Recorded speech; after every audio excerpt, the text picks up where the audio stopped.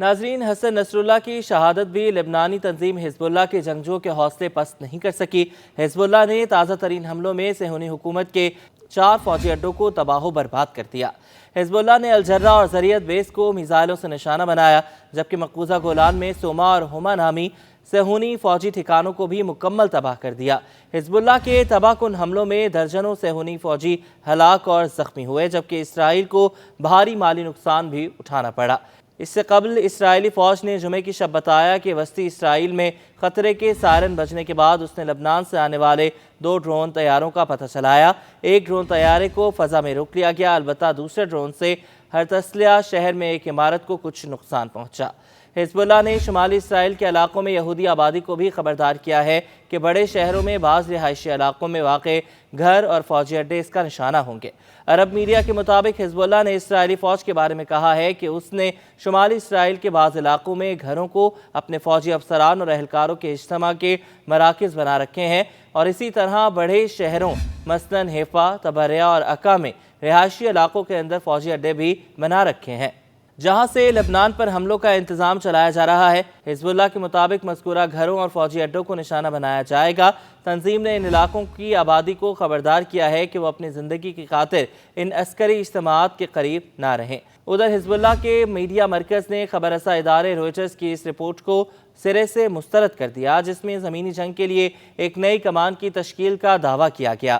حزب اللہ نے ایک باضابطہ بیان جاری کیا جس میں بتایا گیا کہ روئٹرز نے حزب اللہ کے ایک فیلڈ کمانڈر کا حوالہ دیتے ہوئے لکھا ہے کہ حزب اللہ نے جنوبی لبنان میں ایک نئی کمان کی تشکیل دی ہے۔ حزب اللہ نے کہا کہ روئٹرز کے اس رپورٹ میں جنگ، مختلف منصوبوں اور ہتھیاروں تک کی تفصیلات پیش کی گئی ہیں، جسے سرے سے مسترد کیا جاتا ہے۔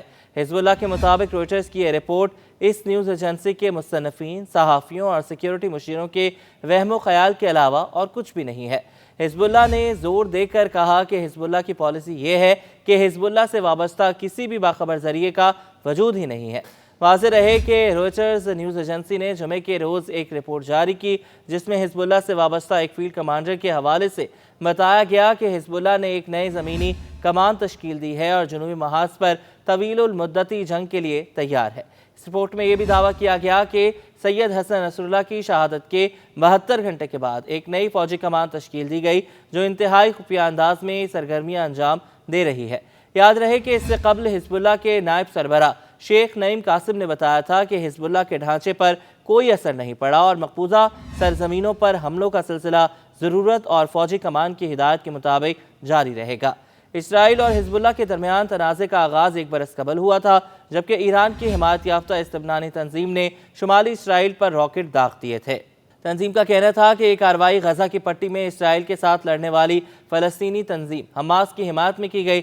البتہ گزشتہ ماہ 23 ستمبر سے اس تنازع میں شدت آ گئی جب اسرائیل نے بیروت کے جنوبی نواحی علاقے الزاہیہ اور البقا کو شدید بمباری کا نشانہ بنانا شروع کر دیا تھا اور اپنی زمینی افواج کو سرحد پار لبنان میں داخل کر دیا۔ ان کارروائیوں کے نتیجے میں حزب اللہ کی قیادت میں شامل سینئر رہنماؤں کی ایک بڑی تعداد جان کی بازی ہار گئی تھی۔ دوسری جانب اسرائیل نے حزب اللہ کے ایلیٹ رضوان فورس کے میزائل یونٹ کے کمانڈر کو بھی شہید کرنے کا دعویٰ کیا۔